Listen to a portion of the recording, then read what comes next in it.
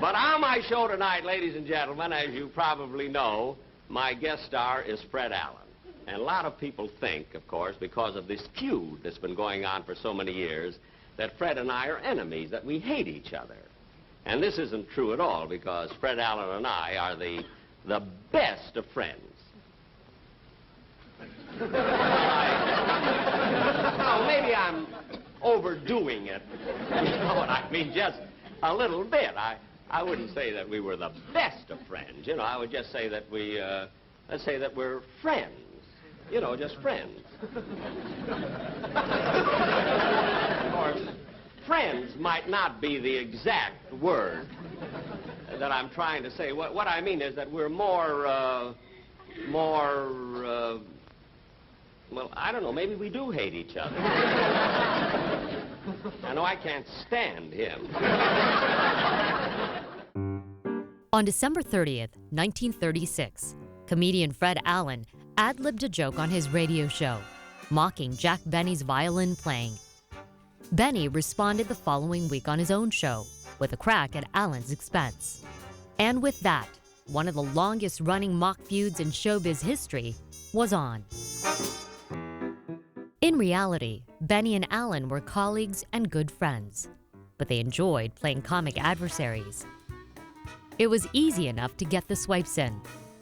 Benny's comic persona was a miserly penny pincher, and a vain one. Decade after decade, he claimed to be 39 years old. Fred Allen's public persona was that of a sad sack who was perpetually unemployed, and his goofy physical appearance was also fair game.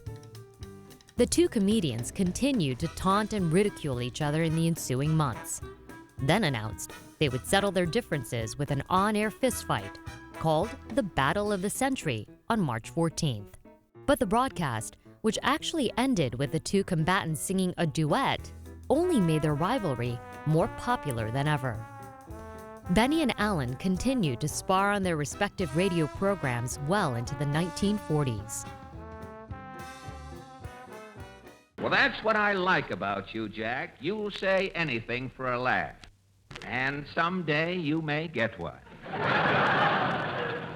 Thanks. By the way, Fred, how are you coming along with your picture? I just finished the picture, Jack, that's called It's in the Bag. Oh, well, it ought to be a success. You're advertising it under each eye.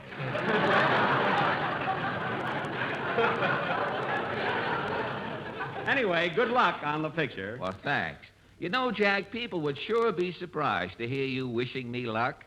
They think our feud is on the level. Yeah. You know, I wonder how many of my listeners, my ex-listeners, thought I was serious last year when I said, Benny isn't really cheap. It's just that he has short arms and carries his money low in his pocket.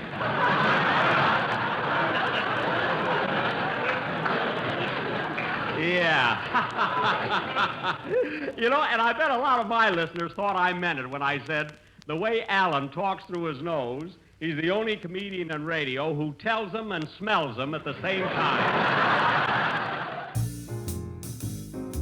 Benny and Allen extended the feud into the movies as well, and in the 1950s, brought it to television.